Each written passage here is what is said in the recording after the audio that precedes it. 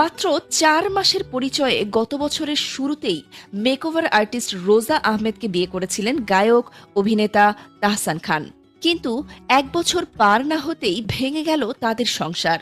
বিয়ের পর তারা সুখেই আছেন বলে ধারণা করা হলেও মাত্র কয়েক মাসের মাথায় তাদের সম্পর্কের দূরত্ব তৈরি হয়। পরিস্থিতি এতটাই জটিল হয়ে পড়ে যে কয়েক মাস ধরেই তারা আলাদা থাকতে শুরু করেন। বিষয়টি এবার আনুষ্ঠানিকভাবে গণমাধ্যমকে নিশ্চিত করেছেন তাহসান খান নিজেই। তিনি বলেন, দীর্ঘদিন ধরেই অর্থাৎ জুলাইয়ের শেষ থেকে আমরা বিচ্ছিন্ন এবং আলাদা থাকছি। মূলত বিবাহ বার্ষিকীর দিনে তাহসান ও রোজা আহমেদকে একসাথে দেখতে না পেয়ে সামাজিক যোগাযোগ মাধ্যম ও বিভিন্ন মহলে বিচ্ছেদের গুঞ্জন ছড়িয়ে পড়ে।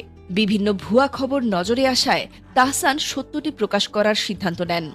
রোজা ইসলাম তাহসানের দ্বিতীয় স্ত্রী।